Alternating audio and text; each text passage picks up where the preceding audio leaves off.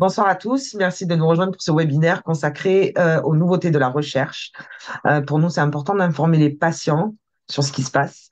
Nous sommes accompagnés ce soir du docteur Jules Pic et le professeur Marinier. Merci de votre présence. Et j'en profite pour vous rappeler que au mois de décembre, il y aura la journée patient. Donc, ça va être le samedi. Oh, j'ai un problème avec les chiffres. La date, c'est le 17, 16 et 17 décembre à Paris. Le lien d'inscription est sur notre page Facebook. Docteur, professeur, je vous laisse la parole. Merci beaucoup, Bérangère, pour cette introduction. Nous sommes ravis de participer à ce webinaire qui sera consacré aux nouveautés de la recherche clinique issue du dernier congrès mondial de la sclérose en plaques qui s'appelle l'ECTRIMS. Je vous présenterai assez rapidement ce que c'est l'ECTRIMS. On a la chance qu'au cours de l'ECTRIMS, nous avons également des données par rapport aux maladies rares, dont on vous fera un focus sur ces données-là. Donc, ce sera à quatre mains et à deux voix avec le docteur Pic. On va alterner les présentations. Donc, il y aura un support visuel, mais n'hésitez pas, s'il y a des questions ou des incompréhensions, à intervenir sur notre présentation. Je vais partager l'écran si ça vous va. Hop.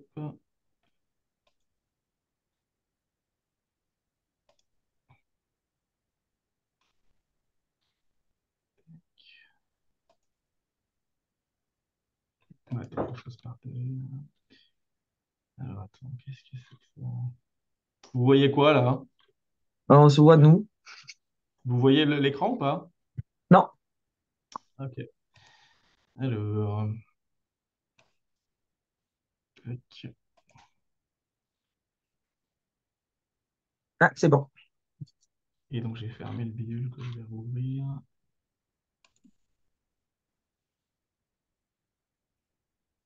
Donc là, vous voyez la PowerPoint. Ouais, nickel. Merci. Vous le voyez en format comment, la classique ou en deux, vous avez deux images? Non, on a deux images. Ouais, donc je vais basculer le truc, c'est comme ça. Là, c'est mieux? Impeccable, parfait. Allez, parfait. Donc, les nouveautés de la recherche médicale dans les maladies inflammatoires rares, l'ECTRIMS. Donc, je vais commencer par. Donc, je me présente quand même peut-être effectivement. Moi, je suis responsable du centre de référence MIRSEM sur les maladies inflammatoires rares du cerveau et de la moelle à Lyon. Je suis neurologue et j'ai la chance de travailler avec le docteur Pic. Moi, je suis neurologue aussi et donc spécialiste des maladies inflammatoires rares et je travaille à Lyon avec le professeur Marine. Mhm. Ah, donc nous avons tous les deux participé à ce congrès. Donc, qu'est-ce que c'est que l'ECTRIMS et ACTRIMS? C'est un acronyme pour dire que ce sont les congrès mondiaux européens et américains sur les maladies inflammatoires qui sont mélangés ensemble le plus important congrès scientifique et médical mondial sur la sclérose en plaques et les maladies apparentées. Il y a plus de 10 000 participants, essentiellement des médecins, mais aussi des scientifiques, plus de 70 pays. Et donc, au sein de ce congrès mondial, il y a eu, plutôt très bonne nouvelle, des sessions totalement dédiées, uniquement dédiées à la NMO ou à la MOGA. Il y en a eu trois, plus une journée patient. Et je crois que Soumaïra avait participé à cette journée patient pour justement rappeler les spécificités de la NMO et de la MOGAD. Donc, on va alors s'articuler autour de quatre thématiques. Peut-être que Julie, je te laisse les présenter.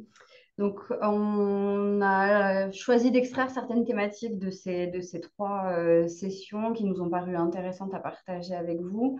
Donc, la première chose, on va revenir dessus, mais donc, vous savez que peut-être qu'en 2023 ont été édités les premiers critères diagnostiques de la MOGAD. Et donc, une étude a été présentée à l'ECTRIM sur l'application en vraie vie de ces nouveaux critères. Le deuxième point porte toujours sur la MOGAD avec l'intérêt des échanges plasmatiques dans le traitement des poussées de MOGAD. Le troisième point concerne plutôt la neuromyélite optique. Donc, on va vous parler des dernières recommandations de la SFSEB, qui est la Société française de sclérose en plaques, qui édite chaque année des recommandations concernant la sclérose en plaques, mais depuis 2022 aussi les maladies apparentées, notamment la NMO. On reviendra dessus. Et puis enfin, un sujet brûlant dans l'actualité neurologique de la MOGAD, c'est la valeur des anticorps, du dosage des anticorps dans le LCR, parce pareil, on reviendra dessus plus en détail, mais c'est des anticorps qu'on a l'habitude de doser dans le sang, et on s'intéresse de plus en plus à ce dosage dans le LCR. Donc, on va vous parler de ces quatre points aujourd'hui. Merci Julie. Donc, je vais commencer par ces nouveaux critères diagnostiques, hein. Donc, comme vous le savez, la MOGAD est une maladie de découverte récente, hein, une dizaine d'années maximum, avec l'association de ces anticorps anti-MOG avec des symptômes cliniques. Mais jusqu'à maintenant, en fait, on n'avait pas de critères diagnostiques. On faisait le diagnostic uniquement sur la présence des anticorps et ça posait quand même des difficultés en termes de certitude de diagnostic. Donc, il y avait besoin au niveau international de proposer quelque chose d'assez cohérent, de standardiser pour qu'on parle tous le même langage dans tous les pays pour cette maladie rare. Donc, il y a eu des critères qui ont été proposés au début d'année, en 2023, et puis donc plusieurs équipes ont eu pour objectif de les valider. Donc, un de ces travaux, on va vous le présenter maintenant. Donc, quelques rappels. Donc, les critères sont sortis en février 2023, donc c'est quand même tout récent. Donc, comme vous le voyez, il y avait 24 participants du monde entier, d'Amérique, d'Europe, d'Australie, d'Amérique du Sud et d'Asie. Et l'objectif, c'était d'améliorer les connaissances de la maladie en étant le plus homogène possible et donc pour apporter aussi des éléments diagnostiques. Donc, ce groupe d'experts mélangeait des neurologues adultes, mais également des neuropédiatres, puisque comme vous avez sûrement vous êtes sûrement au courant, la MOGAD est une maladie qui malheureusement va aussi beaucoup toucher les enfants, voire même les petits, les enfants. Donc voilà, je rentre tout de suite dans les critères. Alors, je suis désolé pour l'anglais des diapositives, mais je vais essayer de vous traduire ça de façon simple. Donc globalement, les critères diagnostiques sont orientés en trois étapes. La première étape, c'est d'avoir un épisode clinique, bien sûr. On ne peut pas faire le diagnostic de cette maladie sans avoir fait de symptômes. Donc l'épisode clinique le plus fréquent, comme vous le savez, chez l'adulte, c'est ce qu'on appelle la névrite optique, mais on peut aussi faire des myélites. Et puis, chez l'enfant, l'épisode clinique le plus fréquent avant l'âge de 10 ans, c'est ce qu'on appelle l'encéphalomyélite aiguë disséminée. Donc, c'est un terme un peu barbare, mais qui veut dire que ça touche sur le cerveau. C'est des présentations assez inquiétantes où on va avoir des troubles de la conscience, parfois même des crises d'épilepsie. Et puis, il y a d'autres présentations un peu plus rares. Donc, il faut avoir une présentation qui évoque tout de même une maladie à anticorps anti-MOG. Et puis, si on a cette présentation, on passe à la deuxième étape. Et donc, la deuxième étape, c'est le test diagnostique. Donc là encore, c'est un peu compliqué malheureusement parce qu'il n'y a pas aujourd'hui un test de référence dans la maladie. Comme vous le savez peut-être, il y a plusieurs tests à notre disposition. Et donc, les critères vont mettre un poids différent en fonction du test. Il y a des tests qui sont très forts, très puissants, très efficaces. On va appeler le résultat clairement positif. Et puis, il y a des tests pour lesquels la certitude diagnostique est un peu moins forte. Et dans ces cas-là, il va y avoir besoin de faire appel à ce qu'on appelle des supports cliniques ou IRM, c'est-à-dire que ce ne sera pas suffisant pour faire le diagnostic de MOGAD. Il faudra rechercher chez le patient soit des symptômes cliniques, soit des données à l'IRM qui permettront de faire le diagnostic. Donc, c'est pour ça que parfois, on a pu attendre avant de vous proposer un diagnostic de MOGAD parce que le test n'était peut-être pas le plus performant. Et même s'il y avait des symptômes cliniques, il fallait avoir avec ça des données cliniques ou IRM associées. Et puis, le dernier point qui est extrêmement important, qu'il ne faut jamais oublier, c'est avant de poser le diagnostic de MOGAD, il faut s'assurer que ce ne soit pas une autre maladie, notamment une sclérose en plaques, qui est le diagnostic finalement le plus proche de la MOGAD. Donc, il y a plusieurs éléments à prendre en considération pour s'assurer que ce ne soit pas une sclérose en plaques. Donc, cela étant dit, il fallait maintenant s'assurer que ce qui était proposé, qui était purement théorique en fait, hein, sur la base de réflexions entre experts, était finalement applicable dans la vraie vie. Donc, ça a été l'objectif de ces études. Donc, malheureusement, les critères diagnostiques ne sont jamais 100% idéaux, hein, il y a toujours des limites. L'objectif principal de ces critères, c'est d'aider quand même au diagnostic et on va prendre en considération plusieurs éléments. Le premier, c'est la sensibilité. C'est ce qu'on va pouvoir identifier les vrais patients qui ont la maladie, d'accord? Et puis, il faut tout de même toujours le balancer avec la spécificité, le mettre en balance pour être sûr qu'on ne va pas proposer le diagnostic à des patients qui n'ont pas cette maladie. Donc, ces deux éléments sont à prendre en considération. Et malheureusement, quand on augmente l'un, on diminue l'autre. C'est difficile d'être aussi fort en sensibilité et spécificité. Si on veut recueillir tous les patients qui ont la maladie, on va être très large, mais en étant très large, on risque de recueillir aussi quelques patients qui n'ont pas la maladie. Donc, il faut trouver un moyen de limiter ce risque. Et pour cela, on va calculer ce qu'on appelle des valeurs prédictives, soit positives, soit négatives. C'est-à-dire qu'en fonction de la présentation, quelle est la chance ou le risque d'avoir une maladie? Et plutôt, l'autre côté, si j'ai ces symptômes-là, je n'ai pas beaucoup de chances d'avoir cette maladie ou pas beaucoup de risques. Donc, tout ça est à prendre en considération pour, dans un deuxième temps, proposer des critères diagnostiques. Donc, c'est avec ces méthodes-là de sensibilité, de spécificité, de valeurs prédictives que nos collègues ont évalué l'intérêt de ces critères diagnostiques. Donc, la première étude a été faite sur un grand nombre de patients, comme vous pouvez le voir. Donc, des patients qui étaient hospitalisés dans des hôpitaux anglais sur 4 ans. Il y en avait 88 qui remplissaient les critères. Et parmi ces 88, il y en avait 83 qui étaient parfaitement ce qu'on appelle des vrais positifs, c'est-à-dire qui ressemblaient à ce qu'on attendait d'une MOGAD. Et il y en avait 5, eux, qui ne remplissaient pas les critères. Euh, donc, ça a permis de calculer ces fameuses valeurs. Donc, une très forte sensibilité, une très forte spécificité. Donc, grâce aux critères, on est meilleur que quand on utilisait uniquement le test diagnostic par les anticorps pour faire le diagnostic de MOGAD, et notamment chez les enfants. C'était plus facile de faire le diagnostic, ce qui paraît assez évident chez les patients qui avaient déjà fait plusieurs épisodes, parce qu'on avait finalement plus de critères pour faire le diagnostic au cours du temps. Donc, il y avait, vous voyez, un très petit nombre de patients chez qui on s'était trompé, soit parce qu'on n'avait pas assez d'éléments, soit parce qu'il y a toujours des limites, bien sûr, à la biologie, hein, et un test biologique n'est pas suffisant pour faire le diagnostic. Donc, la conclusion, c'était que ces critères diagnostiques sont très performants, hein, clairement ont amélioré et vont nous aider au quotidien maintenant pour améliorer le diagnostic, qui sont performants chez les enfants et chez les adultes, mais probablement encore mieux chez les enfants, ce qui est important, puisque c'est parfois plus compliqué de faire le diagnostic de ces maladies chez les enfants. Et voilà, j'ai fini quand même par cette phrase. Des fois, ça reste compliqué, alors soyez pas surpris que ça nous arrive des fois de mettre du temps avant de faire le diagnostic, parce que même s'ils améliorent les choses, il reste toujours des zones un peu compliquées. Donc, un des messages qu'on a envie de donner aussi, c'est que, et ce que nous, on a voulu transmettre par rapport à ces critères, c'est que parfois, il faut prendre du temps, pas se précipiter, même si c'est sûr que, à la fois pour le neurologue et pour le patient, c'est important d'aller vite au niveau du diagnostic. Ça ne sert à rien d'aller trop vite quand on a des incertitudes. Et on sait que le suivi clinique, le suivi biologique, le suivi IRM sera un élément également important qui va nous guider sur la différenciation entre une maladie à anticorps anti-MOG, une MOGAD et une sclérose en plaques. Donc, ça nous arrive encore aujourd'hui devant un patient qui fait un tableau qui est un peu atypique, qui remplit les critères, mais qui aussi ressemble à une sclérose en plaques. Et comme je vous l'ai dit, dans l'algorithme de réflexion, il faut bien éliminer une sclérose en plaques. Et parfois, c'est difficile. Mais on va dire, on va vous revoir, monsieur ou madame, dans 3 mois. On va refaire une IRM, on va refaire une prise de sang, on va vous réexaminer. Et là, ça va souvent nous aider. Parce que dans la MOGAD, l'IRM, normalement, s'améliore clairement avec le temps, voire parfois même se normalise.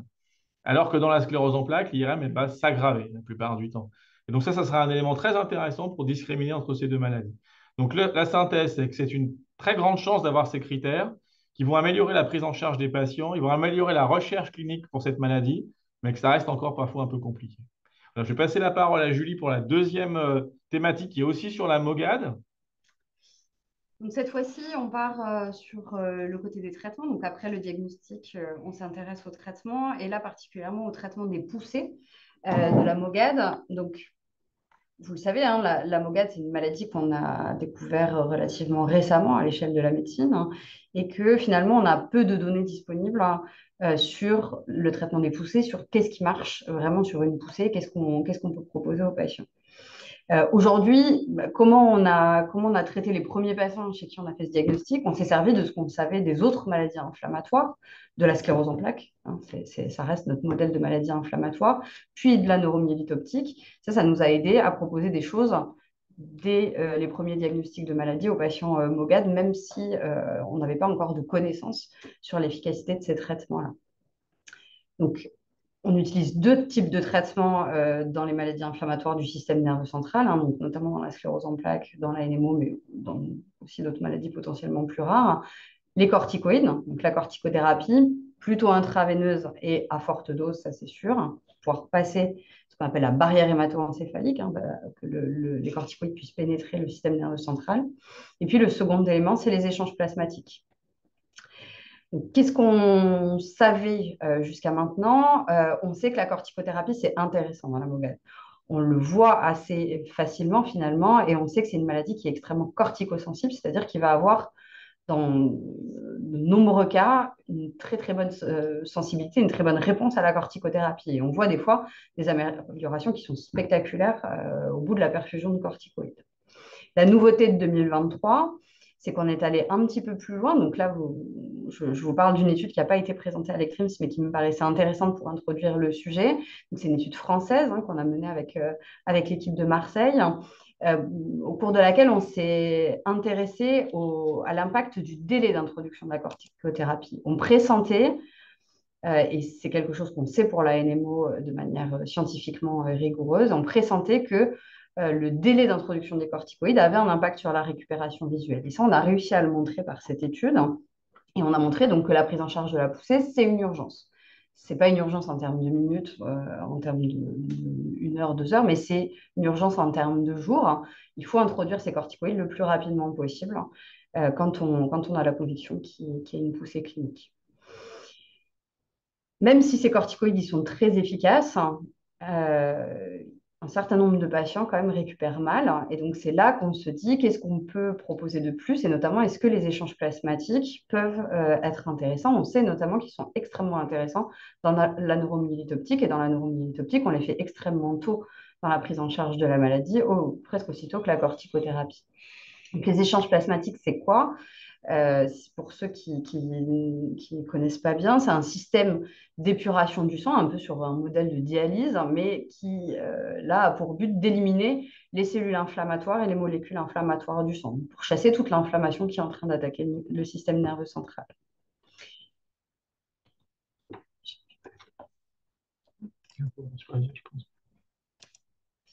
Donc, l'étude qu'on vous présente, c'est une étude internationale qui a été pilotée par la Mayo Clinic, mais qui a été faite en collaboration avec 6 pays. Hein. On parle de maladies rares, donc on a besoin d'une collaboration vraiment internationale sur ce genre d'études. On a réussi à retenir 205 patients qui ont présenté 211 poussées. Et il était évalué la récupération à au moins 3 mois de la poussée. Il faut quand même se mettre à une certaine distance pour évaluer l'impact du traitement qu'on a proposé. Donc, les patients ont été classés en 3 groupes. Donc, la rechute précoce, hein, l'échec de la prise en charge aiguë, une récupération complète, c'est-à-dire qu'il ne restait pas de séquelles de la poussée, ou une amélioration partielle des symptômes. Et ont été regardés 2 paramètres, le DSS, qui est un score qui s'intéresse quand même plutôt à la motricité, hein, qui prend en compte d'autres choses, les troubles urinaires par exemple, un petit peu la vision aussi. Ça reste un score qui met en valeur principalement le côté moteur, hein, et l'acuité visuelle, donc votre capacité à avoir sur les 10 degrés centraux, donc vraiment au centre de la vision. Donc, sur notre population étudiée, on n'avait pas de surprise en termes de démographie, hein, c'est important de s'en assurer avant. Donc, un sexe ratio relativement équilibré, quand même 20% d'enfants, c'était une étude à la fois adulte et pédiatrique, un âge médian de 34 ans, et la plupart des patients étaient en situation de première poussée de la maladie. Donc, les échanges ont été faits dans la majorité des cas quand même en association avec de la corticothérapie. Donc, vous allez voir que dans mes conclusions, je vais vous dire que la corticothérapie associée aux échanges plasmatiques donne tel résultat et non pas, on n'a pas de situation, très peu de situations où les échanges plasmatiques sont utilisés seuls et donc on ne peut pas conclure sur leur utilisation seule. Et donc, on voit qu'ils étaient quand même débutés assez rapidement et que finalement, même si aujourd'hui, on n'avait pas encore la preuve de l'efficacité de ces échanges, c'est quand même une pratique qui se fait dans énormément de centres et relativement rapidement, puisque le temps moyen pour débuter les échanges plasmatiques, c'était 13 jours, ce qui est quand même relativement court, le temps de prendre en charge les patients, le temps de faire de la corticothérapie. En général, ça vient plutôt dans un deuxième temps, quand la récupération n'est pas satisfaisante. Et puis, en termes de présentation clinique, on était assez superposable à ce qu'on connaît de la maladie, une majorité de névrite, quelques myélites, et puis après des attentes un peu plus fortes.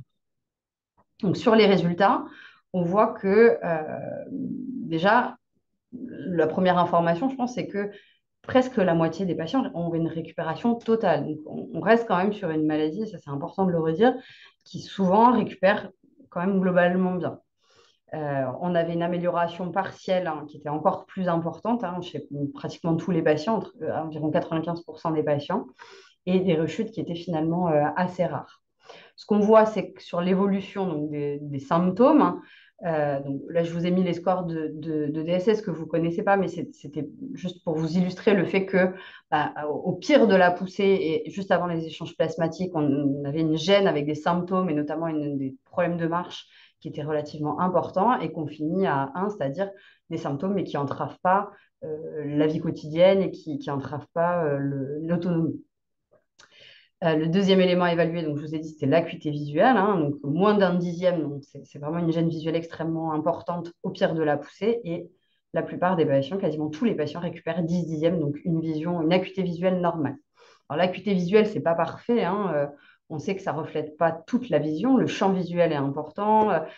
C'est des acuités visuelles qui sont mesurées dans des conditions un peu idéales. On sait que par exemple avec pas beaucoup de contraste, la vision est plus gênée. Donc, ça reste des évaluations grossières, mais ça nous permet quand même de conclure que l'association de la corticothérapie et des échanges plasmatiques apporte un bénéfice. Ils se sont servis de cette étude aussi pour regarder d'autres choses. Donc, on manque cruellement de facteurs prédictifs dans la MOGAD et c'est vraiment quelque chose qu'on attend, des facteurs prédictifs de la rechute. Ça, c'est hyper important quand on discute après de traitement au plus long cours. Et puis, des facteurs pour essayer de vous dire le plus tôt possible, je pense que ça va bien récupérer, là où je pense que ça va être un petit peu plus compliqué et il faut qu'on soit assez agressif sur le traitement de la poussée. Donc, malheureusement, cette étude n'a pas permis d'identifier de facteurs pour prédire le risque de rechute, mais il y avait très peu de rechutes finalement, précoces en tout cas. Par contre, on a identifié des facteurs de bon pronostic, donc d'amélioration partielle ou complète. Donc, le délai d'introduction des échanges, donc on en revient à ce qu'on disait pour la corticothérapie. Les traitements de la poussée, il faut les mettre tôt, le plus tôt possible. Le fait d'être devant une première poussée, et puis le score du moteur au moment de la poussée. Donc, plus la poussée est sévère, plus le risque de séquelles est important. Ça semble assez logique, mais c'est important de le démontrer. Et donc, voilà ce que je vous disais. Donc, le délai des échanges plasmatiques est extrêmement important. Et plus on va les mettre en œuvre tôt, et plus la récupération va être efficace. Un autre point qui était important de regarder, c'est comment c'est supporté ces échanges plasmatiques. C'est un petit peu plus invasif que la corticothérapie. Je vous ai dit, c'est un système d'épuration du sang, donc un peu comme une dialyse. On filtre le sang à travers une machine, mais c'est quand même globalement très bien toléré. Il y a peu de problèmes.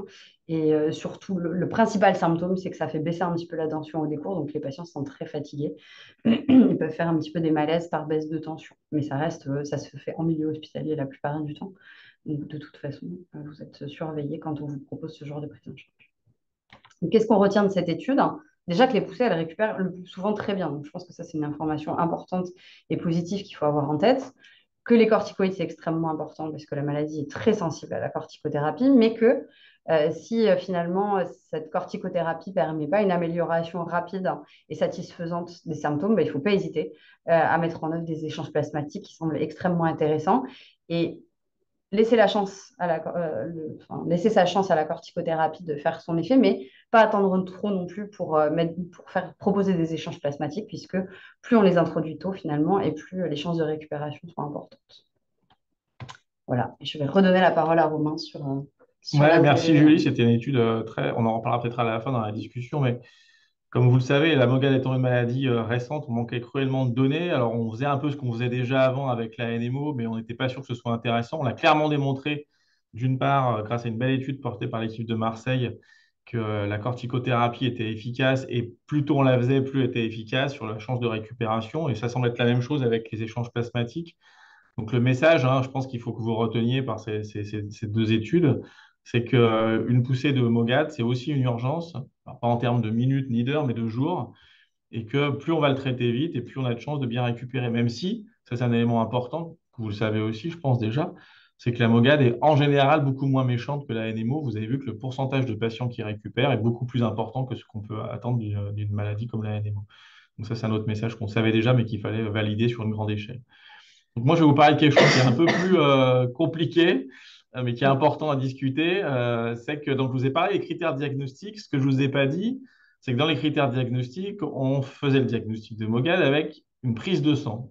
Mais on s'est rendu compte qu'on pouvait peut-être, c'est pour ça que ces études sont là, on pouvait peut-être faire le diagnostic aussi par la ponction lombaire.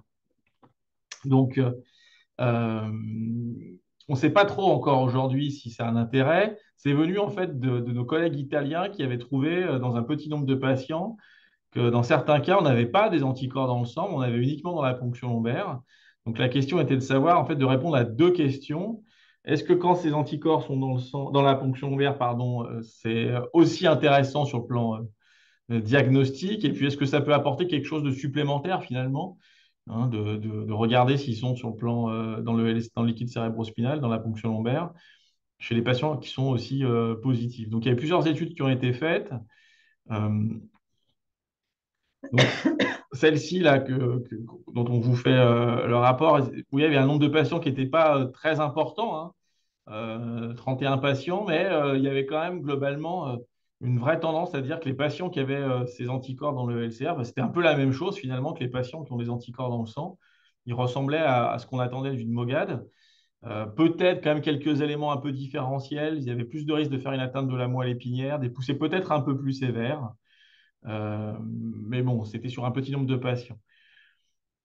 Donc, deux éléments avec ces anticorps. Est-ce que d'une part, ils peuvent aider à améliorer le diagnostic, de faire ça dans la ponction lombaire, et puis d'autre part, si on les trouve dans la ponction lombaire, est-ce que ça peut avoir un élément qui va nous guider un peu sur le risque d'évolution? Comme le dit Julie, on manque encore cruellement aujourd'hui dans la MOGAD d'éléments qui nous disent bah, cette patiente va bien évoluer, celle-ci peut-être risque de moins bien évoluer, et peut-être que la ponction lombaire pourra répondre à cette question. Mais il y avait une vraie difficulté avec cette histoire de ponction lombaire, c'était de savoir si finalement le fait d'avoir ces anticorps dans la ponction lombaire, c'était quelque chose qui était spécifique. Pour revenir à ce que j'avais expliqué au tout départ, c'est-à-dire que des fois, on a des biomarqueurs, hein, des éléments dans le sang ou dans la ponction lombaire qui ne sont pas du tout associés à une maladie, mais qui sont présents dans plein de situations différentes et qui sont forcément un peu moins intéressants pour le diagnostic. Et ça n'avait jamais vraiment été évalué dans la MOGAD, de savoir quand on trouvait des anticorps dans la ponction lombaire, si ça va avoir quelque chose de spécifique ou si finalement c'était associé à quelque chose de moins spécifique. Donc il y a une étude qui a été faite par nos collègues toujours de la Mayo Clinic, hein, qui est un groupe extrêmement important qui travaille sur la NMO et la MOGAD aux États-Unis. Et donc là, ils ont regardé justement spécifiquement ces patients avec positivité la ponction lombaire, dans le LCR. Donc, ils avaient des patients contrôle. Donc, ils ont fait une ponction lombaire à ces patients contrôle. Ils avaient des patients qui avaient une MOGAD claire, certaine, selon les critères diagnostiques dont j'ai parlé tout à l'heure, avec les anticorps dans le sang. Et ils ont regardé un truc intéressant, c'est les situations qui nous arrivent au quotidien, c'est des patients qui ressemblent vraiment à une MOGAD, cliniquement, radiologiquement, et qui malheureusement, chez qui on ne trouve pas les anticorps quand on fait la prise de sang. Donc la question était de savoir si en faisant dans ces cas-là la ponction lombaire, ça améliorait notre capacité à faire le diagnostic. Et puis après, ils ont pris une situation aussi qui est intéressante. Comme vous le savez, on a parfois des anticorps anti-MOG, mais ça ne ressemble pas du tout à une MOGAD. Donc, c'est dans des situations pas très spécifiques, comme la sclérose en plaques, et voir si, là, quand on fait une ponction lombaire, ça va aussi nous aider à mieux améliorer, appréhender les choses. Donc, premier élément intéressant, ce qu'on savait déjà, mais qui valide ici, c'est que globalement, ces anticorps sont quand même très spécifiques, parce que quand on les recherche chez des patients qui ont tout autre chose qu'une MOGAD, dans le LCR, hein, on n'en trouve pas ou quasiment pas. D'accord? Deuxième élément, quand on en trouve dans le sang, on en trouve quasiment aussi tout le temps, finalement, dans le LCR. 90% presque des patients ont, quand ils sont positifs dans le sang, des anticorps dans le LCR. Et dernier point, on a quand même quelques patients qui avaient des anticorps uniquement dans le LCR, pas dans le sang, et une présentation très évocatrice de MOGAD. Donc, quand même, l'élément, les conclusions qu'on peut proposer de cette étude, c'était chez les adultes, parce que c'était essentiellement des adultes, quand on a des anticorps dans le LCR, on peut être assez confiant sur la spécificité. C'est-à-dire que ça va améliorer finalement notre qualité de diagnostic. On va pouvoir diagnostiquer plus de patients en faisant cette ponction lombaire. Et notamment, l'idée, c'est de le faire surtout dans les situations où on a une évolution, une présentation qui ressemble à une MOGAD et qui, malheureusement, en faisant plusieurs prises de sang, n'arrive toujours pas à trouver les anticorps. Et c'est important, ça, parce que ça permet de faire un diagnostic et derrière, on va pouvoir suivre les patients, leur proposer un traitement adéquat.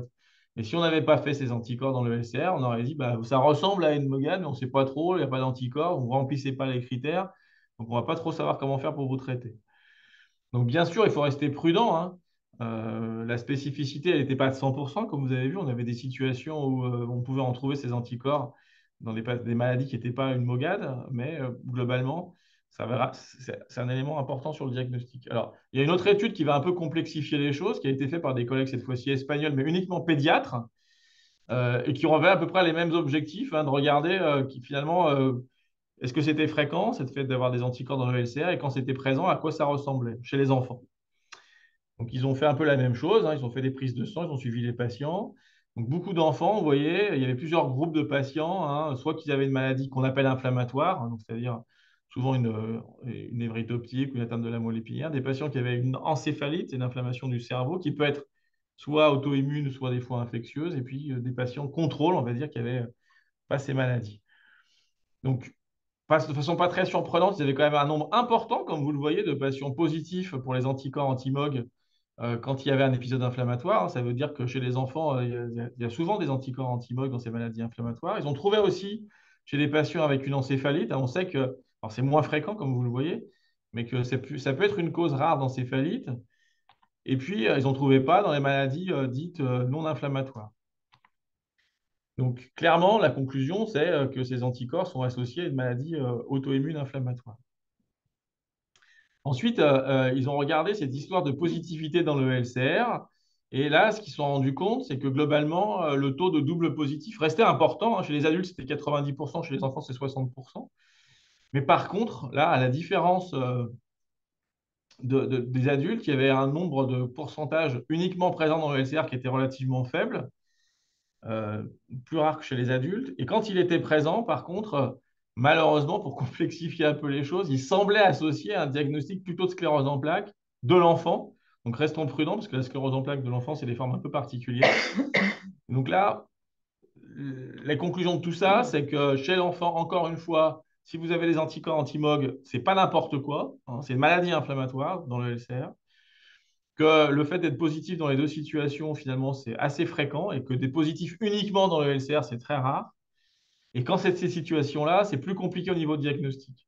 Donc là, l'intérêt de recherche des anticorps anti-MOG chez les enfants est un peu différent. Il va aider au diagnostic de maladies inflammatoires au sens un peu plus large, plutôt une MOGAD, mais aussi parfois une sclérose en plaques. Donc vous voyez qu'en fonction de la présentation clinique, en fonction de la démographie, adulte versus enfant, on n'a pas exactement la même photographie. Mais les conclusions globales qu'on peut tirer tout de même de cet élément, c'est que c'est important de faire une ponction lombaire, c'est important de rechercher les anticorps, parce que ça peut améliorer le diagnostic et même faire le diagnostic chez des patients chez qui on était en errance diagnostique, notamment adultes. Et dans tous les cas, ça signe un processus inflammatoire, donc ça veut dire qu'il va falloir quand même s'orienter vers les traitements anti-inflammatoires au sens large. Il faut tout de même rester vigilant, encore plus dans le LCR que dans le sang, sur la spécificité avant de porter le diagnostic de MOGAD. Donc ça, c'est l'élément toujours de vigilance, hein, et rechercher des maladies qui ressemblent à la MOGAD mais qui sont différentes, notamment la sclérose en plaques. J'espère que j'ai été clair, sinon on pourra en discuter tout à l'heure. C'est un sujet un petit peu ardu, je l'admets, mais qui était important pour nous de présenter, puisque comme vous le voyez, c'était un petit peu un sujet chaud, puisqu'il y a eu deux études pendant le même congrès sur la même thématique. Donc, je lis peut-être sur la dernière présentation. Donc moi, je vais vous parler des dernières recommandations de la Société française de sclérose en plaques concernant la NMO en contexte de cancer. Donc la Société française de sclérose en plaques, elle émet chaque année des recommandations qui concernaient jusqu'en 2022 uniquement la sclérose en plaques. Et puis en 2022, on a souhaité y associer donc, les maladies apparentées. Pour l'instant, uniquement à la NMO, parce que je vais vous expliquer un petit peu la méthodologie, mais pour faire des recommandations, il faut avoir des données, il faut avoir des études, il faut avoir des choses dans la littérature, et pour la MOGAD, ça reste encore compliqué. Donc, pour le moment, ces recommandations, elles concernent uniquement la NMO. Donc, pourquoi le cancer, hein? C'est une situation non exceptionnelle. C'est une maladie qui est malheureusement fréquente, que les patients atteints de NMO peuvent avoir tout âge, peuvent être notamment très âgés parfois, et que donc forcément, on se retrouve dans des situations où il faut gérer ces deux maladies. Donc, c'est vraiment le but des recommandations, c'est d'essayer de guider les cliniciens dans des situations qui sont un petit peu particulières. Pour information, les recommandations, la thématique des recommandations de l'année 2022, c'était la grossesse. Voilà, sur des situations de la vie d'un patient un petit peu particulière, on essaye de proposer des solutions qui sont basées sur toutes les études qui ont pu être publiées jusque-là. Donc, la méthodologie, c'est un groupe d'experts qui se réunit pour établir quelles sont les questions d'intérêt sur la thématique. Et puis ensuite, il va y avoir des groupes de travail qui vont aller éplucher toute la littérature scientifique, tout ce qui a été publié sur le sujet, pour avoir le maximum d'informations retrouvées dans tout ce qui a pu être publié dans les revues scientifiques. Donc ensuite, on propose des recommandations.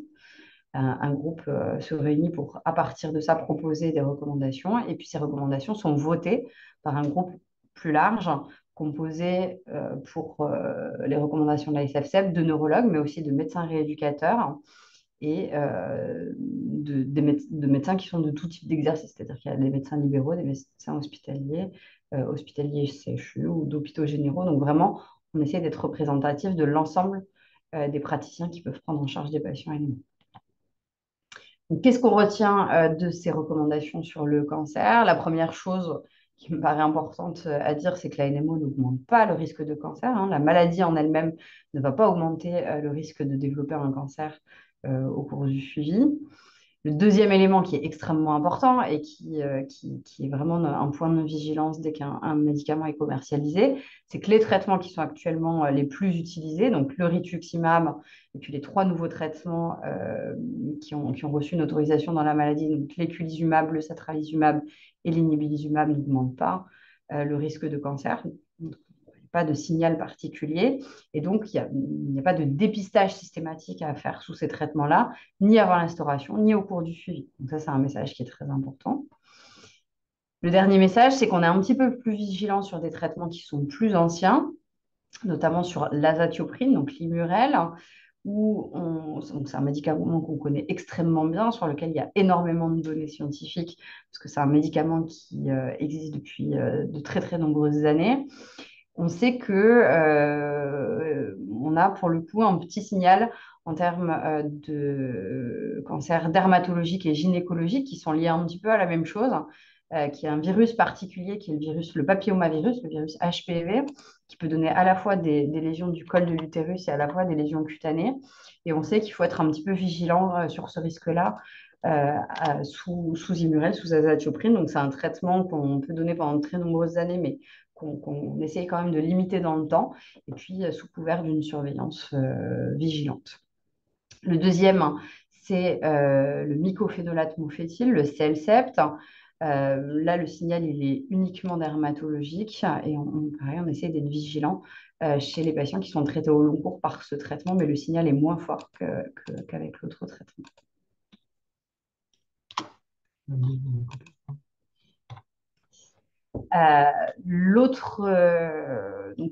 L'autre point d'intérêt, c'était la situation de découverte d'un cancer quand on a une neuromyélite optique. En fait, qu'est-ce qu'on fait? Qu'est-ce qu'on propose dans cette situation-là? Ça paraît extrêmement important de savoir comment on peut gérer.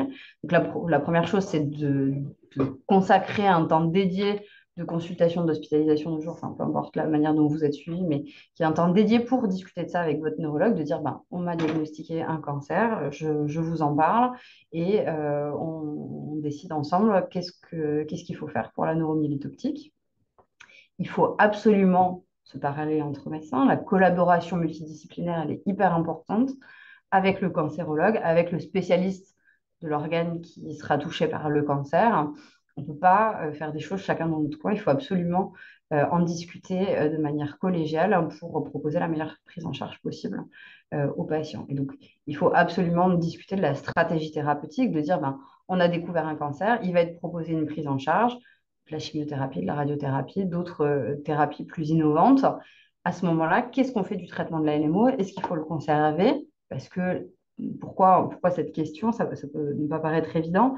Parce que, à la fois le traitement de la neuromyélite optique et à la fois, parfois, le traitement du cancer, ça dépend des cancers, peuvent avoir un impact sur le système immunitaire. Donc, on essaie de ne pas multiplier les traitements immunosuppresseurs qui vont diminuer votre système immunitaire. Donc, il faut absolument discuter en fonction du traitement du cancer, qu'est-ce qu'on fait pour la NMO? La NMO ne doit jamais retarder le traitement du cancer, hein. Ce n'est pas parce qu'on a une neuromyélite optique qu'on ne va pas traiter d'autres pathologies. Et ce n'est pas parce qu'on a une neuromyélite optique qu'on ne peut rien avoir d'autre dans sa vie. Donc, il faut absolument faire le diagnostic et le traiter. Et par contre, on ne doit jamais arrêter, on le répète jamais assez souvent, on ne doit jamais arrêter son traitement de la NMO sans l'avis de son neurologue. Donc, cet avis doit être pris rapidement, parce que c'est des situations où parfois il faut discuter et prendre des décisions rapidement. Mais par contre, il ne faut jamais l'interrompre de son propre chef sans en informer son neurologue. vous savez que les poussées sont redoutables et qu'il faut absolument les éviter. Donc, je pense qu'on Merci arrive au Julie. terme de Ouais, on cette a terminé présentation. la présentation. Donc, pour résumer, les points forts qu'on voulait souligner, qu'on va maintenant pouvoir discuter avec vous, c'était l'arrivée des nouveaux critères de MOGAD, leur validation ou leur évaluation, notamment avec cette histoire de liquide cérébrospinal et des anticorps anti-MOG un peu compliqués. Des éléments très importants et nouveaux sur la prise en charge thérapeutique d'une poussée de MOGAD, que ce soit par de la cortisone ou pour les échanges plasmatiques. Et puis quelque chose de très pratique au quotidien, hein, qui malheureusement est quelque chose qui n'est pas si rare que ça, c'est ce qu'on appelle les comorbidités, comment gérer deux maladies graves associées. Et je pense que Julie a bien résumé les choses, que globalement, un premier élément, c'est discuter avec les patients, discuter avec les autres professionnels de santé, que ce soit les cancérologues et les neurologues ensemble, et être extrêmement vigilant sur la prise en charge thérapeutique pour que ce soit le moins délétère possible pour le patient. Donc, une fois que maintenant on a terminé, on va être ravis de répondre à vos questions. Bérangère, peut-être que tu as déjà des choses qui sont arrivées. J'arrive. Alors, qu'est-ce que j'ai en stock? Il y a peu de recherches sur la NMO et la MOGAD. C'est parce que ce sont des maladies nouvelles ou ce sont des maladies rares? Donc, je m'inscris en faux dans cette assertion. Il n'y a pas peu de recherches dans ces maladies, il y a beaucoup de recherches par rapport à la fréquence de la maladie. Je dirais qu'il y a peut-être plus de recherches sur la NMO et la MOGAD que sur la sclérose en plaques. L'autre élément à prendre en considération, c'est que les recherches qui peuvent être faites de façon plus large, et on l'a bien vu au Congrès mondial de la sclérose en plaques, qui peuvent être faites plus larges sur les maladies qu'on appelle inflammatoires, vont être bénéfiques pour tout le monde, pour les patients souffrant de NMO, de MOGAD et de sclérose en plaques, et aussi pour les cliniciens, parce que les concepts sont globalement assez similaires, hein, sur cette inflammation, sur cette atteinte du système nerveux, de la myéline. Donc, il y a quand même pas mal de recherches. Pour exemple, hein, on a 3 médicaments spécialement dédiés à une maladie rare comme la NMO. C'est une situation, à mon avis, exceptionnelle. Il n'y a pas beaucoup de maladies rares comme la NMO pour lesquelles on a des médicaments qui ont eu un essai thérapeutique, qui sont validés, qui sont disponibles. Donc, on peut toujours faire mieux et on espère faire mieux, mais je ne dirais pas qu'il n'y a pas beaucoup de recherches. Sur la MOGAD, ça a été un peu retardé parce qu'effectivement, comme vous l'avez souligné, c'est une maladie rare d'une part et surtout une maladie de découverte récente, hein, moins de 10 ans vraiment. Et je trouve qu'en 10 ans, les choses ont quand même pas mal évolué. On a abouti à des critères diagnostiques, on sait à peu près comment prendre en charge une poussée, et puis on va avoir, on espère, dans les années à venir aussi des résultats d'essais de phase 3, enfin de tests de nouveaux médicaments. Donc on peut toujours faire mieux, on est d'accord, et on essaye de faire mieux avec vous d'ailleurs, association de patients, Ah, c'est patients. déjà pas mal. Mais c'est déjà pas mal, ouais. Je trouve que c'est déjà pas C'est mal. déjà. Ouais. J'ai une question. Est-ce qu'on peut facilement demander, exiger des échanges plasmatiques juste après ou en même temps que le traitement par corticoïde pour un patient qui réagit de moins en moins aux corticoïdes? C'est bon. Alors, je pense que la première chose que j'ai envie de dire quand je lis cette phrase, c'est que je crois qu'il faut se mettre dans une situation où on n'a pas à exiger les choses. Ce terme C'est clair. me choque un peu, mais pas de la part de la personne qui a posé la question, mais j'estime que ça doit être voilà, une communication et qui, j'espère, est la plus fluide possible entre le patient et son neurologue et que vous avez toujours le droit de poser la question de l'intérêt de quelque chose et que si vous avez une question comme ça, il faut évidemment la poser à votre neurologue, ça me paraît évident de dire, bah, j'ai entendu dire que les échanges plasmatiques étaient intéressants dans la maladie. Qu'est-ce que vous pensez de la situation actuelle? Est-ce que vous pensez que ça pourrait être intéressant pour moi? Donc, évidemment qu'il faut en parler. Ça, c'est de toute façon, il faut parler de tout ce qui vous préoccupe, quelle que soit la thématique. Je pense que la communication est vraiment la clé d'une relation médecin-patient qui fonctionne. Donc, vraiment, il ne faut jamais hésiter.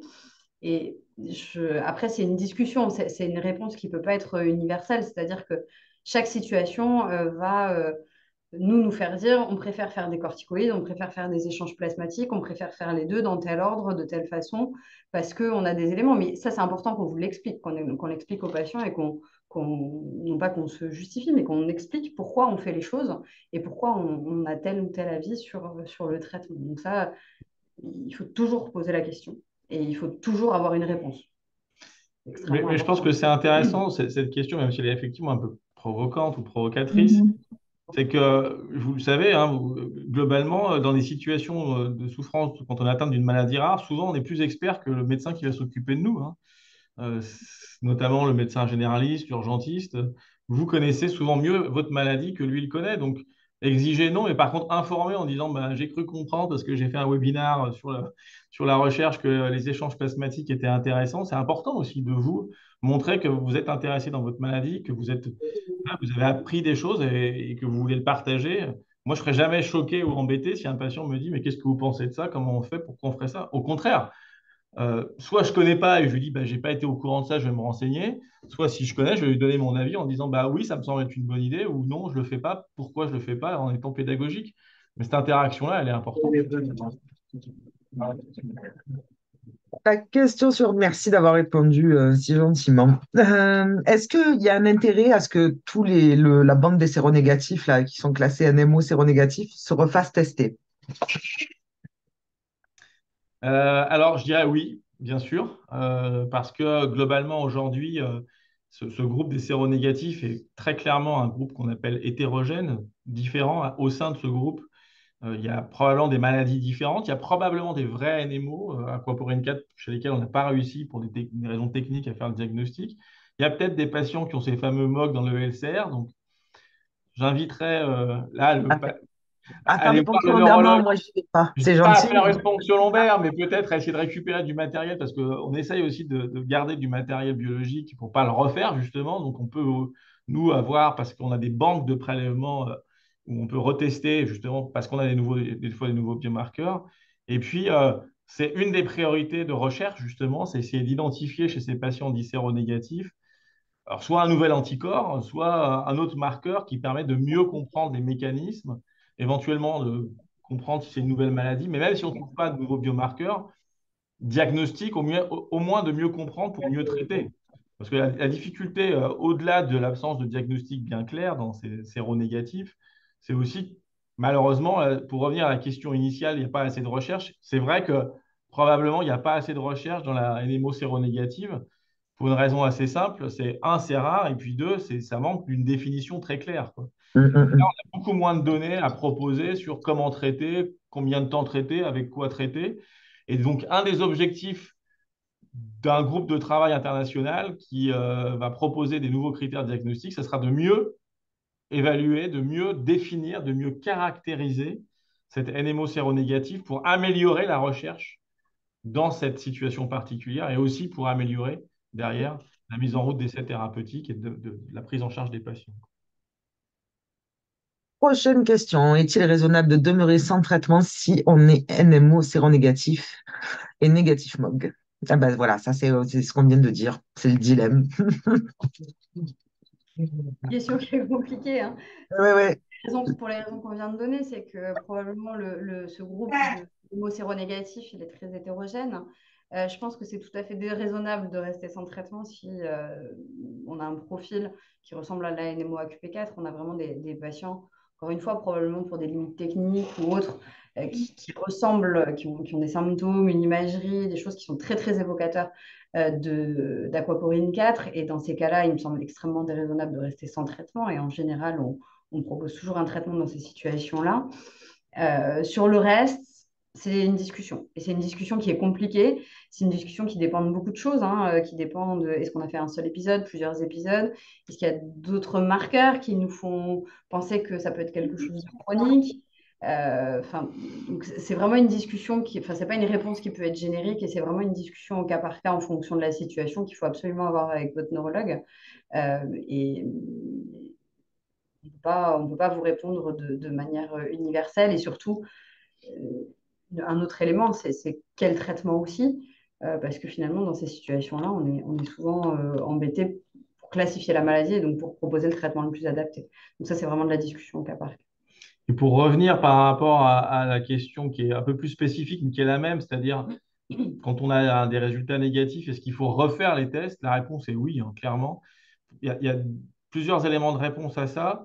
On sait qu'on a plus de chances, entre guillemets, hein, de trouver un résultat positif quand on est à la phase aiguë de la maladie, donc en poussée, euh, pour les deux, hein, pour la MOGAD et pour l'aquaporine 4, d'autant plus pour la MOGAD. Mais il y a un vrai problème avec la MOGAD, une vraie difficulté, hein, c'est qu'autant les anticorps anti-aquaporine 4, au cours du temps, ils ont plutôt tendance à rester positifs, même si certains peuvent disparaître sous traitement, mais c'est rare. Dans la MOGAD, même sans traitement, il y a une tendance à la disparition des anticorps avec le temps.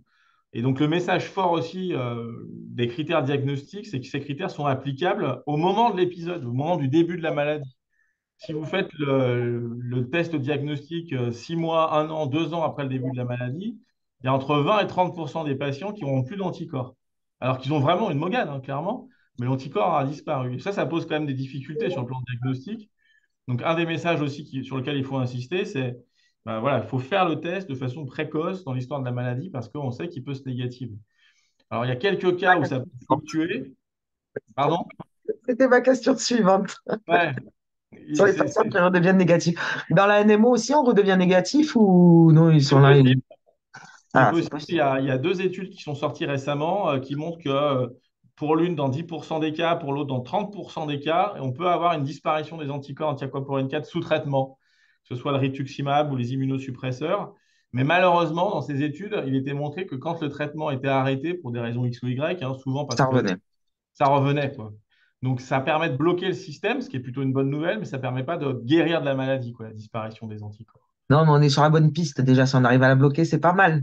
Exactement. Et c'est Exactement. pas parce que les anticorps restent aussi que Non, mais en la anglais, maladie est bien moins sûr, contrôlée. historien en anglais. Alors, Guillaume, ce que peut-être. dit Julie est important hein, pour message aussi, et pour rassurer aussi. C'est pas parce qu'on a des anticorps qui restent dans le sang Oui, que ça aggrave. qu'on a une maladie plus grave, plus à risque. Il n'y a pas de corrélation avec ça. D'accord? Donc, on ne fait pas, d'ailleurs, je pense que vous le savez, on ne fait pas de suivi au long terme des anticorps en routine. On peut le faire en recherche, mais en routine parce que ça n'a pas d'impact sur notre prise en charge. Ça ne va pas changer notre traitement. On ne va pas se dire, bah, les anticorps sont encore là, on va être hyper agressif, ou les anticorps sont disparus, on arrête les traitements. Non, ça ne marche pas comme ça. C'est pas ça qui va nous Je guider. crois que les médecins, ils nous le disent même pas quand ils retestent les anticorps ou quoi. C'est un truc qui passe. Ouais. C'est pas important dans le suivi de la maladie. Guillaume, il y a une question en anglais où bien sûr je ne comprends rien. Euh, oui, je peux essayer de faire une traduction en direct, mais qu'est-ce que vous pensez tous les deux de ce qu'est la recherche dans la NMO et dans la MOGAD aujourd'hui par rapport à il y a 5 ou 10 ans, en termes de quantité et puis de sophistication? Moi, Bah, je peux on te en dire que a un peu parlé, hein. Moi, déjà, je pense que les choses ont vraiment changé il y a une vingtaine d'années pour s'accélérer de façon presque exponentielle sur ces dernières années au niveau de la qualité et de la quantité de recherche, à la fois sur le plan national, sur le plan international. Recherche sur le diagnostic, recherche sur le suivi, recherche sur le traitement. Donc, on est en train de rentrer dans voilà, des situations extrêmement pointues. Il y a des équipes voilà, qui travaillent que là-dessus. On a maintenant des approches qui sont développées sur j'en ai pas parlé parce qu'il n'y a pas eu beaucoup de choses à l'ECTRIMS malheureusement, mais qui sont en cours. C'est des approches qu'on appelle de tolérisation, c'est-à-dire qu'on change le système immunitaire pardon, de façon définitive pour espérer guérir hein, dans ces cas-là de la maladie, de ne plus avoir l'auto-immunité que ce soit pour les aquaporine 4 ou pour les MOG. C'est des approches qui sont complexes. Hein. Elles ont essayé d'être développées depuis des années dans d'autres maladies comme le diabète, qui est aussi une maladie auto-immune, avec des succès mitigés, on va dire. Mais voilà, il y a encore des choses. Et ça, c'est un truc qui devrait m'exciter, entre guillemets. Ça en fait partie. C'est vraiment là de changer de dogme. On n'est plus dans on stoppe la maladie, c'est qu'on la guérit, quoi. Et c'est pas de la science-fiction, c'est des choses sur lesquelles il y a beaucoup d'équipes qui travaillent. Et on espère un jour y arriver, quoi. Mais oui. Moi aussi, j'espère que vous allez y arriver. Il y avait une question plus précise, là, je vois, sur une approche thérapeutique avec un traitement qui s'appelle le Gazivaro. Alors, on ne le connaît pas trop, nous, pour être honnête, en neurologie adulte. C'est un anticorps qui a un peu le même mode d'action que le rituximab, mais qui semblerait peut-être être mieux toléré. Donc, je sais qu'il est de plus en plus utilisé maintenant par nos collègues neuropédiatres. On avait eu une conférence par un collègue neuropédiatre, effectivement, pour des raisons voilà, de meilleure tolérance, pas forcément de meilleure efficacité. Il va pouvoir être utilisé chez les enfants avec un mode d'action qui ressemble beaucoup au rituximab. Donc, moi, pourquoi pas hein, c'est une approche qui peut être intéressante, effectivement.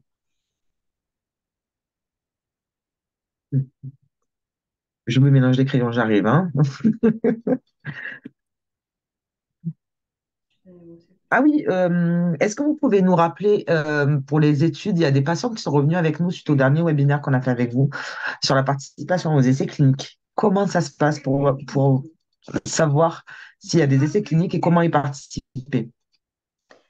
Alors, le plus simple, c'est de demander à votre neurologue, hein. On communique, il y a un réseau en France qui est extrêmement soudée et efficace qui quadrille la plupart des centres français où on communique sur les études en cours, hein. On a eu une vendredi dernier où on a pu échanger sur toutes les études en cours, à la fois les études académiques faites par les hôpitaux et à la fois les études industrielles faites par les laboratoires pharmaceutiques.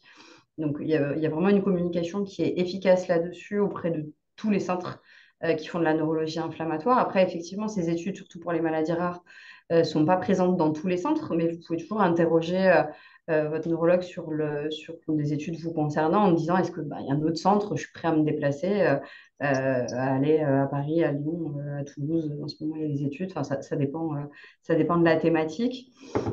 Donc, vraiment, n'hésitez pas à interroger votre neurologue. Et puis, la plupart des études sont répertoriées aussi. Alors, c'est peut-être un petit peu plus compliqué à trouver quand on est un patient, mais il y a un site internet qui s'appelle clinicaltrial.gov qui répertorie toutes les études, qu'elles soient académiques ou industrielles en cours. Donc, il y a des moyens d'avoir de l'information et nous, on essaie de communiquer aussi sur ce qui se fait. Donc, voilà, si vous voulez en savoir un petit peu plus, actuellement, on a surtout des études en cours en France sur la MOGAD. Donc, je crois qu'il y a quelqu'un qui a son micro ouvert. Ouvre bien les micros. Donc, il y a des essais qui sont ouverts actuellement dans la MOGAD. Dans la NMO, à ma connaissance, il n'y en a plus, puisqu'il y avait une étude de vraie vie, mais qui a fermé avec le satralizumab. Et donc, sur la MOGAD, on a donc une première étude académique, qui est notre étude, qui est une étude dont la promotion est assurée par les Hospices civils de Lyon. Donc, c'est une étude qui s'adresse aux patients qui font un premier épisode de la maladie, donc de MOGAD. Et le but est de savoir s'il y a un intérêt à traiter les patients dès ce premier épisode. C'est quelque chose qui reste complexe aujourd'hui, hein. On ne sait pas si, pour faire simple, si on attend d'avoir la preuve que la maladie est à rechute, donc s'il y a au moins 2 épisodes de la maladie pour traiter, ou s'il faut traiter dès le premier épisode. Donc on espère que cette étude pourra répondre à la question. Et ensuite, il y a 2 autres études qui sont des études industrielles par les laboratoires pharmaceutiques qui ne sont pas concurrentes puisqu'elles concernent des patients qui sont en rechute. Donc, c'est des patients qui ont fait au moins 2 poussées de la maladie. Et donc, une étude avec un médicament qui s'appelle le satralizumab, que vous connaissez un petit peu puisqu'il est utilisé déjà dans la NMO et on pense qu'il peut être intéressant dans la MOGAD. Et une étude avec un autre médicament qui a un nom un petit peu barbare, qui est le rosanolixizumab, qui est un médicament qui va aller empêcher le recyclage des anticorps, donc il va diminuer le taux d'anticorps, pour faire simple. Donc ça, c'est les 3 études globalement qui sont en cours de façon mondiale et en particulier en France à l'heure actuelle, dans les maladies rares. On n'est pas prêt de le prononcer, celui-là, de nom de médicament, mais c'est un truc plus soft. Il aura un nom commercial. Commercial plus facile, ça va être mieux. On a une dernière question, c'est attendre des études NMO concernant les traitements par cellules souches. Alors oui, c'est une question importante, hein, forcément. Alors si on parle des cellules souches, il y a plusieurs types, mais là, il y a surtout, on va peut-être parler des greffes de cellules de moelle osseuse, puisque c'est ce qui est fait dans d'autres maladies auto-immunes sévères, notamment dans la sclérose en plaques. Et il y a eu des recommandations nationales qui ont été proposées l'année dernière, même cette année, je crois, 2023 ou 2022, je ne sais plus, par le groupe des greffeurs, des transplanteurs, parce que c'est eux qui s'occupent de tout ce qui est greffe de cellules souches. Et la recommandation pour la NMO, c'était que les données étaient insuffisantes. Il y a eu, à ma connaissance, 2 études, dont une dont les résultats sont très insuffisants, pas très convaincants. Et comme on a à côté de ça des traitements qui, eux, sont très efficaces, notamment ceux dont vient de parler Julie, la recommandation, c'était de ne pas utiliser des cellules souches en traitement de la NMO, sauf cas exceptionnels à discuter en centre expert. Bien sûr, on ne ferme pas complètement la porte, mais aujourd'hui, il n'y a pas vraiment de place pour les greffes. Le bénéfice-risque, il n'est pas mesuré. Ouais. C'est pas possible. On rappelle quand même, parce que c'est des fois quelque chose qu'on entend, que ce n'est pas un traitement curatif, hein, ni dans les autres maladies inflammatoires auto-immunes, hein. C'est un traitement qui va permettre éventuellement bloquer la maladie pendant quelques années, mais avec souvent un retour de l'inflammation, hein. Donc, ce n'est pas un traitement curatif, contrairement à ce qu'on peut entendre Et parfois. puis, comme Bérangère, tu le soulignes, il y a quand même encore une morbidité, enfin une dangerosité aux approches avec ces greffes de cellules souches. Forcément, ouais. Quand on sait comment ça marche, forcément, il y a un gros risque par rapport à bon, je vais garder le rituximab, c'est pas grave. Plus d'autres questions? Non, ça a l'air d'être bon. Au niveau des fréquences, justement, des rechutes, qu'est-ce qui est convenable quand on est traité un an, une par an, ou une tous les 2 ans? Il n'y a pas. Zéro. Zéro. Ouais, ouais, l'idéal, c'est ça. Après, je sais pas s'il y a une fréquence. Alors, on considère qu'on a assez de traitements à notre disposition pour être très exigeant avec ces traitements, donc zéro poussée. C'est vraiment l'objectif, quoi. Sur la remyélisation, je vais finir avec ça. C'est un domaine hyper excitant, hyper dynamique, à la fois parce que le problème de la remyélisation qu'on avait jusqu'à aujourd'hui, c'est qu'on n'avait pas d'outils pour l'évaluer. Comment on sait qu'un patient remyélise, c'était compliqué, hein. Ce n'est pas cliniquement qu'on va vraiment pouvoir voir. Donc, on a maintenant développé des outils d'imagerie, d'IRM et d'autres techniques qu'on appelle le PET, PET, qui permettent maintenant d'évaluer la capacité de remyélisation. Donc, avec ces outils très puissants, on va pouvoir tester des molécules, et il y en a pas mal qui sont des bons candidats pour voir si ça permet de remyéliser. Donc, ça, c'est vraiment un domaine maintenant du demain, quoi, hein. Ça, c'est des choses qui vont se mettre en place parce qu'on a les outils pour l'évaluer. Une dernière Mon question. Dieu, ce serait Zéro tellement bien. refus. Si zéro refus, faut-il traiter continuellement? Oui. Bah, alors, Alors oui, dans la NMO, pardon. ouais, je nuance. Je me permets de nuancer Il parce que s'emballe, il s'emballe, c'est Je rien. m'emballe, je m'emballe. on a parlé de Mogad, je pense, avec le monsieur qui a posé cette question tout à l'heure. Et donc, je pense que c'est ça la situation. La Mogad, c'est compliqué. La Mogad, elle vient bouleverser tout ce qu'on connaît un petit peu des histoires naturelles de maladies inflammatoires, que ce soit la sclérose en plaques ou la NMO. On sait que c'est des maladies qui rechutent quasiment systématiquement, systématiquement pour la NMO, quasi systématiquement pour la sclérose en plaques. Et voilà, c'est des maladies qui nécessitent, sauf cas très exceptionnels, des traitements au long cours. La Mogad, c'est beaucoup plus compliqué. C'est beaucoup plus compliqué parce que la première chose, c'est que face à un premier épisode, finalement, assez peu de patients vont rechuter. Moins de la moitié des patients rechutent après 2 à 5 ans de suivi. Hein, donc, c'est finalement pas tant que ça. D'où l'étude qu'on est en train de faire pour savoir si c'est intéressant de traiter dès ces premiers épisodes. C'est que c'est pas si évident. Et puis la deuxième chose, c'est que même chez les patients qui rechutent, donc qui font plusieurs épisodes de la maladie, on observe parfois, et il y a une étude de nos collègues asiatiques, japonais qui a montré ça, c'est que souvent les poussées, elles ont lieu précocement après le premier épisode. Donc, il y a des groupes de poussées, des grappes de poussées, où quand un patient fait une première poussée, il va avoir plutôt tendance à faire des rechutes précocement dans les 2 années, hein, encore plus dans l'année qui suit, mais plutôt dans les 2 années qui suivent. Et puis après, la maladie peut se calmer d'elle-même en quelque sorte. Et donc là, questionne l'utilité d'un traitement de fond au long cours. Et on n'a plutôt aujourd'hui pas tendance à traiter cette maladie au très long cours. Les recommandations pédiatriques, c'est 2 ans de traitement. C'est des recommandations européennes. Chez les adultes, il n'y a pas de recommandation officielle, mais on propose de réévaluer le traitement au bout de 3 ans et de vraiment le réévaluer au bout de 5 ans quand on a un suivi sans poussée, stable, sous traitement. Donc, Et je précise bien les choses, hein, pas de faux espoirs pour la NMO, c'est pas du tout la même non, situation. La NMO, on ne peut pas arrêter, on ne peut pas jamais. considérer d'arrêter le traitement. Dans la MOGAD, comme l'a dit Julie, l'évolution est très différente. Donc là, on peut se permettre de discuter d'un arrêt de traitement. Il y a une question sur une estimation du nombre de patients MOGAD en France. Honnêtement, pour être totalement transparent, on ne sait pas. Dans notre base de données, on a un peu plus de 600 patients enregistrés, mais c'est quelque chose qui est dynamique. On enregistre au fil du temps des patients chez qui le diagnostic n'avait pas été fait correctement initialement. Donc, c'est une maladie qui reste rare, mais qui n'est pas si rare que ça, notamment chez les enfants, la MOGAD, hein, quand même. Ok. Je vais laisser Soumaira, la pauvre Soumaira malade, de clôturer. Tu vas y arriver? Oui, bon, OK. Merci beaucoup, professeur Marinier et Dr. Peak, pour votre temps et votre expertise. TSF France est ravi de vous retrouver à Paris pour notre journée patient dans quelques semaines.